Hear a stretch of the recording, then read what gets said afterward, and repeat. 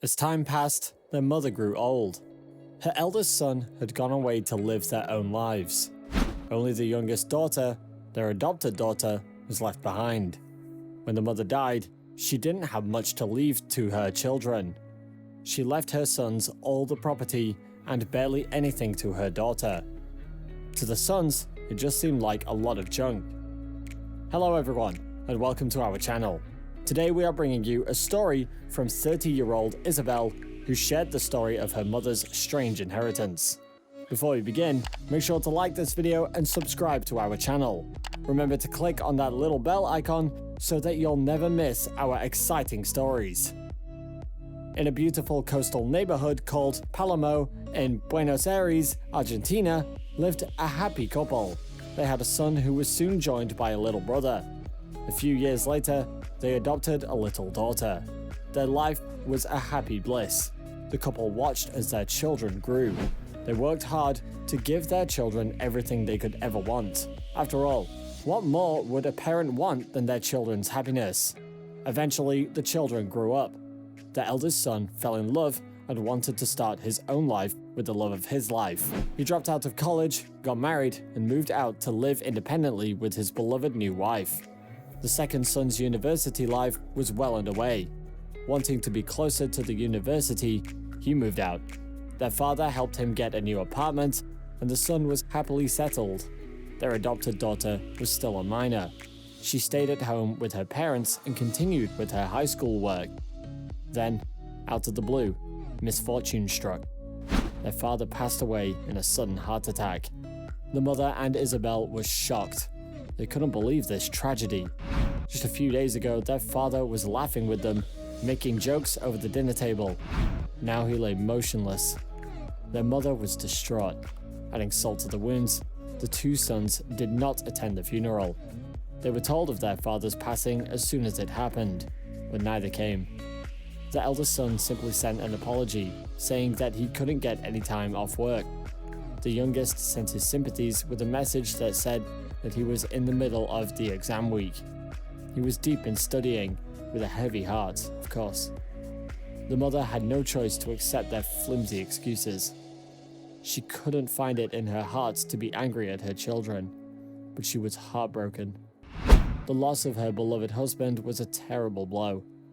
Added to it now was the sorrow that her children could not find the time to attend their own father's funeral. Isabel and her mother held hands as their father was laid to rest. The mother was glad that she had Isabel's company. In the years to come, Isabel's loving company would be her greatest comfort. With a heavy heart, she handled her inheritance. Everything her husband owned was now in her name. The mother was now the sole owner of their house and everything else she had shared with her husband. She also received an expensive car, which had been her husband's prized possession. But she would have gladly traded all these possessions in exchange for her husband. One day, out of the blue, her sons visited her. They had heard about the inheritance and had come to claim their share. The eldest demanded the house.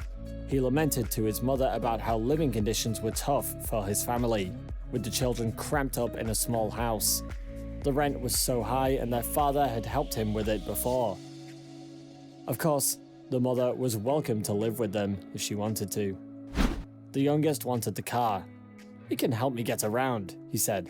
"Public transport in the city is torture. Everything is so overcrowded and slow," he complained. The eldest brother argued, saying that if not the house, then at least the car would be helpful. "It would help so much with the kids," he added. The youngest daughter silently listened in on the conversation. She had no requests to make. The mother looked at her sons patiently as they fought over the property that belonged to the father, whose funeral they were too busy to attend. When their bickering came to an end, she firmly said, "I'm not dead yet." She added that if the eldest's family was truly suffering, they could come live with her, but they would not receive title to the house. She saw no need to give the car to either of them.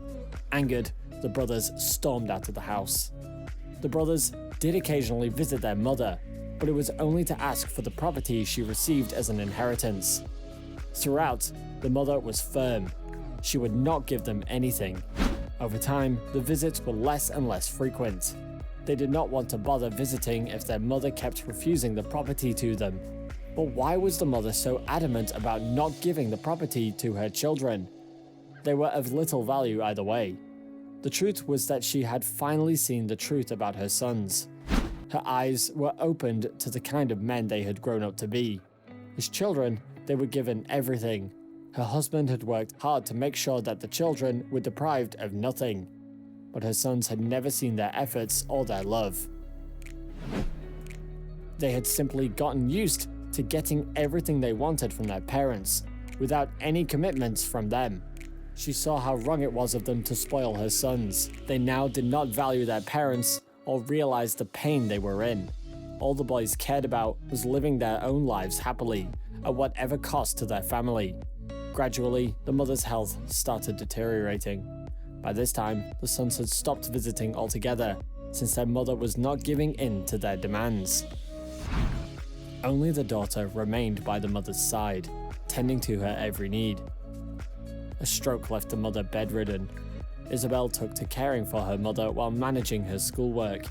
She cooked for her mother, fed her, managed the laundry, and the housework while her mother lay in bed.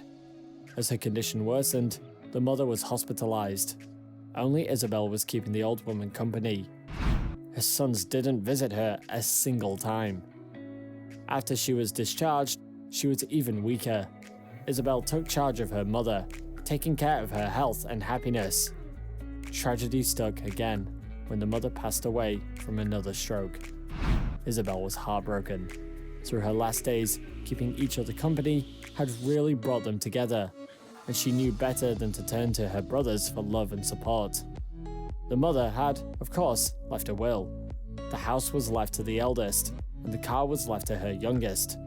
As soon as the brothers heard of their mother's death, they made the arrangements to receive the property. Isabel was barely left with anything, but Isabel had already received her gift. Before her death, the mother had given her a box. She told Isabel to open it after she was 18. The box felt empty, but Isabel did not care. She could not think of a world without her mother. The sons seemed more satisfied than grieving.